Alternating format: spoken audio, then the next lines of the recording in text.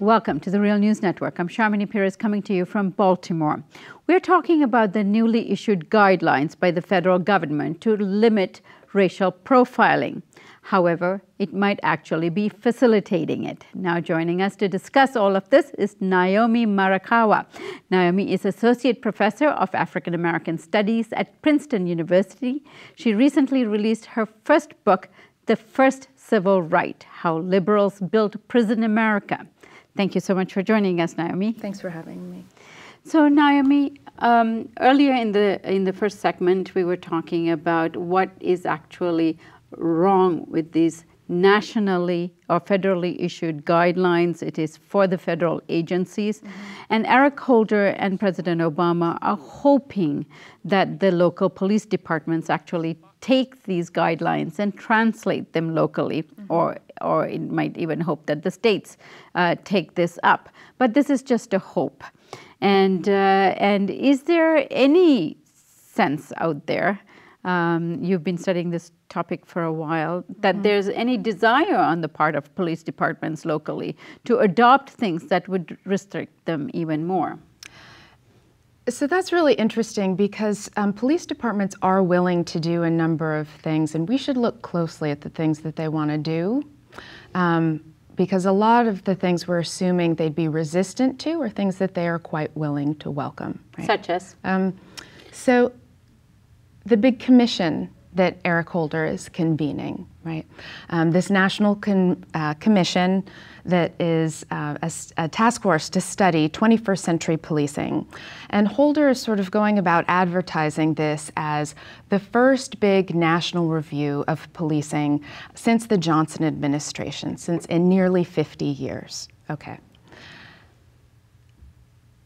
One thing to consider is that the largest police union, the International Association of Chiefs of Police, have been advocating for a national commission for some time. They're interested in having this review. Why would they be interested in having a review that might curtail their powers? Well, it's not going to curtail their powers, but also they know their history. They know what actually happened with the last federal commission. What came out of the Johnson administration was something Johnson convened in the summer of 1965. The order was to have a review of national policing structures. It was in a context of concern about crime, but I think more pressingly, concern about the ways in which high-profile instances of police brutality were fueling Black insurrection. Right? So this was the context. Johnson convened the commission in 1965. In 1967, the commission, headed by Nicholas Deb Katzenbach, released their recommendations. What were the recommendations? Modernize every aspect of criminal justice. It's all backwards, it's all under-proceduralized, it's all underfunded, there aren't enough personnel. We need to hire more police officers of color. We need to give them better salaries. We need to recruit better people. We need to train them better. We need to give them more tools. We need to just pile on more, and that's what modernization is going to be. So when the largest police union wants the review, it's because they know it's going to bring more goods for them. Right, including cameras, including more weaponry, including more resources in order to collect the data they need. So really, we should be having a different kind of conversation, which is a national commission to have a look at how the community might be able to play a greater role in controlling, curtailing, and demanding the kind of policing that they want. Yes, that's right. And let's talk about those possibilities. You know, now we have in Ferguson, in Florida with the Trayvon Martin case, in New York with the Eric Garner case, we have a highly motivated community, not only of activists, but, you know, experts who have emerged with possible solutions to the kinds of problems we are facing.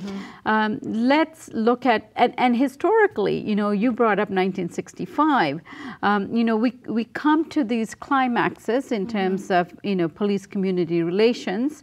We try to then address them, and a few decades later, we are back revisiting the same issue.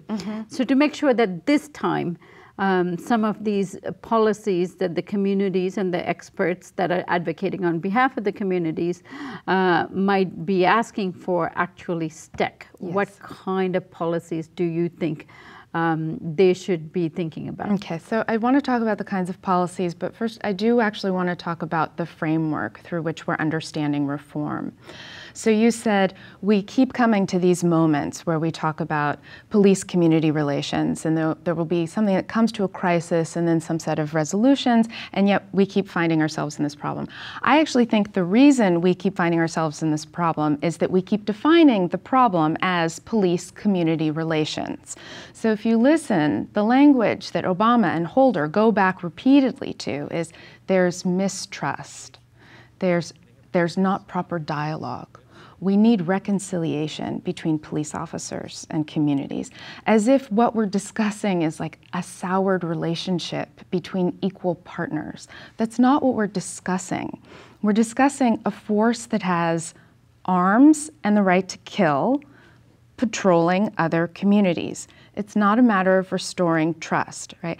And this is not just a rhetorical turn, because I think what happens when we talk about trust, especially liberals like to talk about trust and good relationships, it's not just a random word choice. They're leaning on the word trust because underneath the word trust is a hope of quelling Black insurrection. The hope is Black people will come to like police officers, and therefore it will be easier to penetrate their communities. It will be easier to find those who are truly disgruntled. It's about finding a way in, right? It's not about reducing state violence. It's about making state violence legitimate. And those are different things.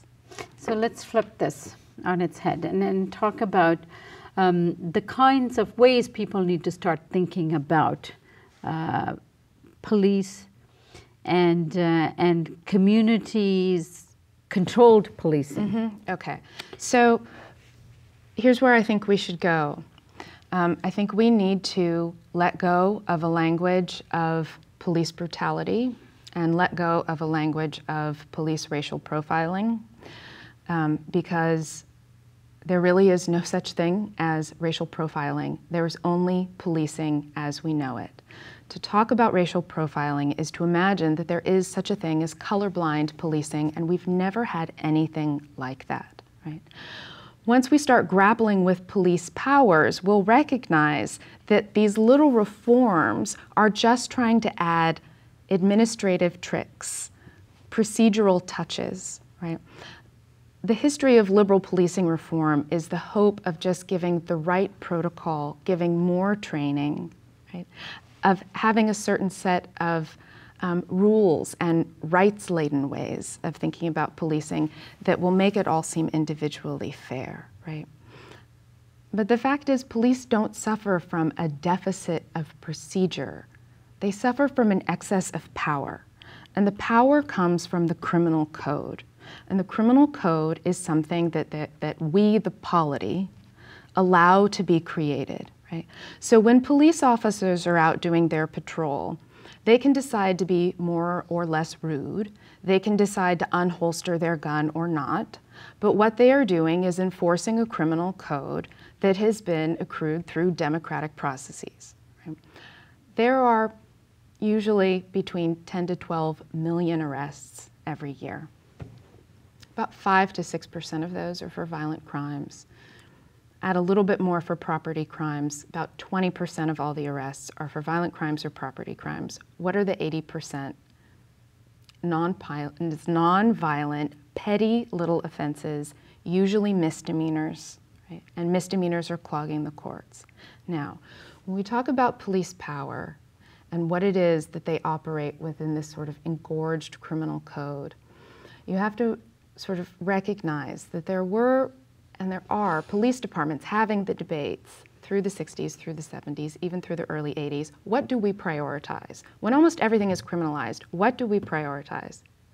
And then broken windows policing came along and gave an answer, and the answer was prioritize everything, because everything could lead to a culture that produces homicide. So suddenly vagrancy matters, vandalism matters, it all matters, right? And that's the sort of policing that you see in Baltimore, in New York City. Yeah. Naomi, one of the problems with the conversation around racism, racial profiling, police brutality, is that it ignores the surrounding issues of systemic issues that are far beyond racism, that's eating away at the community. Tell me about your findings related to this. So I think that there's some really dangerous blame displacement happening in the way that we're focusing on police right now, right? It's almost as if we imagine we live in a world of basic racial harmony and justice, and then we have these moments where police do bad things. But there is a we-ness here, and the we needs to ask, what is it we're empowering police officers to do, right?